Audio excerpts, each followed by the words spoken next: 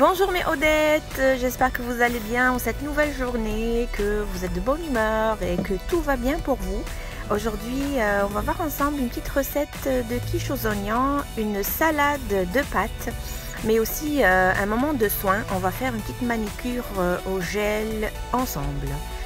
On commence tout de suite avec la quiche aux oignons. Donc j'ai fait une pâte toute simple. Farine au blé complet avec du lait un petit peu tiède, une petite pincée de sel et je pétris et ça me donne une pâte ferme mais en même temps un petit peu tendre. Je l'ai étalé sur mon moule rond, j'ai bien aplati les bordures car je vais mettre un appareil qui va être liquide. Et en parlant d'appareil, je vais utiliser de la crème à fouetter ou bien de la crème de cuisson. Du fromage, 2 œufs, sel, poivre, coriandre. Je mélange tout ça, donc vous mettez vraiment les fromages que vous avez à la maison. Plus il y en a, plus c'est bon. Je remue le tout, j'ai rajouté une petite pincée de safran. C'est vraiment pour la couleur, mais une petite touche de goût que j'aime beaucoup. Donc je continue de mélanger mon appareil. Entre temps, j'avais étalé mon oignon caramélisé sur la pâte. J'ai aussi mis du fromage, du Philadelphia ou n'importe quel fromage que vous avez.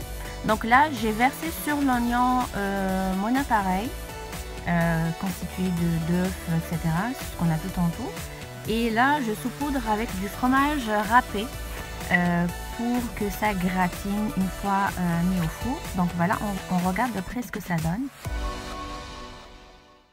Une fois passé au four pour une vingtaine de minutes à 180 degrés, ça donne cette délicieuse quiche aux oignons caramélisés et au fromage. Pour les personnes pressées, c'est l'idéal.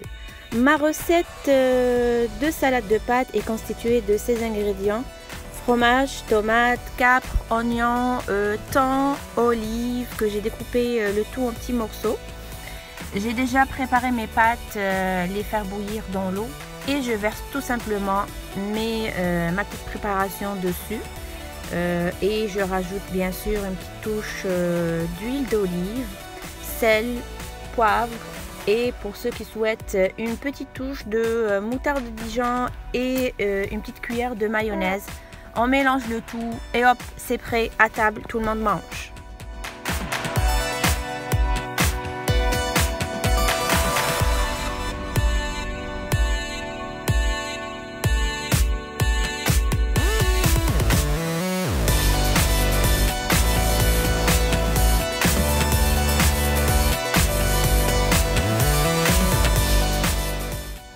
De passage à Mascouche, je suis tombée sur cette belle fresque, cette belle peinture sur un mur. Ça représente une boucherie d'antan. Donc je me suis dit, je vais partager ça avec mes Odettes, mes chères petites Odettes, pour que vous puissiez voir un petit peu la boucherie au Villa, à quoi ça ressemblait dans le... Et voici mon moment préféré, c'est le moment des soins des mains.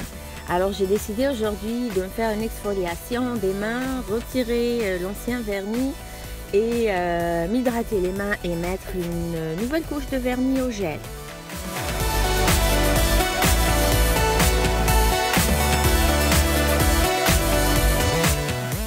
Je commence par retirer l'ancien vernis à ongles qui a commencé à s'écailler. J'enlève absolument tout, je ne laisse aucune trace.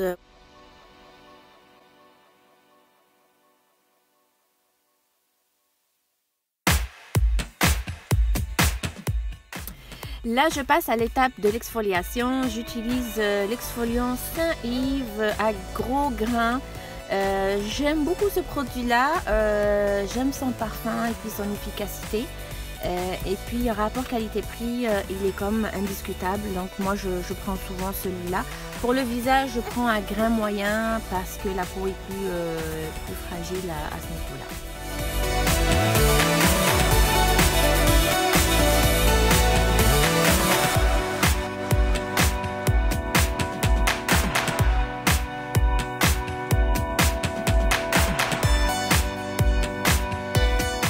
Je vais appliquer maintenant un antioxydant de la marque Reversa sur les deux mains. Vous pouvez bien sûr mettre n'importe quelle crème hydratante disponible chez vous. Place au vernis au gel maintenant. Alors j'ai la base transparente que j'utilise avant chaque application. Les différentes couleurs que j'ai préparées, du bleu électrique, du rouge et du rose. Et bien sûr le top transparent pour que ça brille et que ça tienne plus longtemps.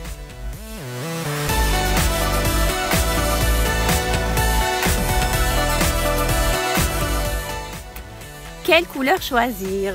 Ça c'est l'éternelle question. Optez pour la couleur rose. Laissez-moi en commentaire vos couleurs préférées pour les vernis à ongles. À cette étape-là, je lime légèrement la surface de mes ongles avec une lime délicate. Ça permet à la base transparente que voici de mieux adhérer à l'ongle et de ne pas s'écailler au bout de quelques jours seulement post-application. Là, je suis en train d'appliquer ma base transparente. Je la mets dans la machine à UV pour que ça puisse sécher.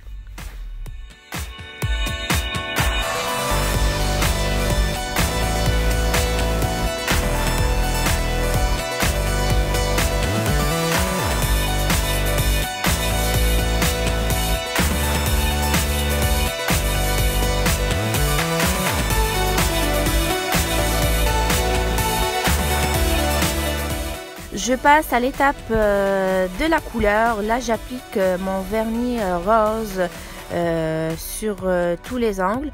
Je fais bien attention de bien l'étaler d'une façon uniforme et ne pas laisser des vides sur les côtés et ne pas aussi avoir des côtés plus épais que d'autres.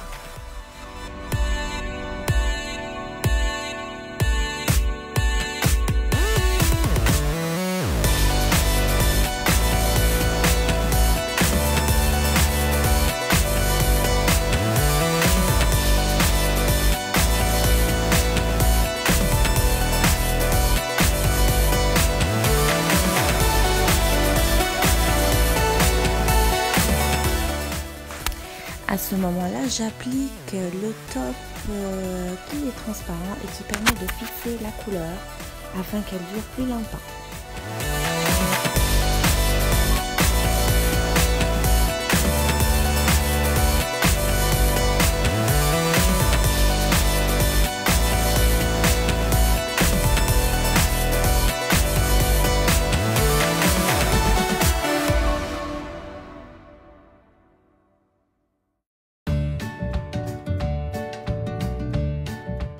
Voici le rendu final.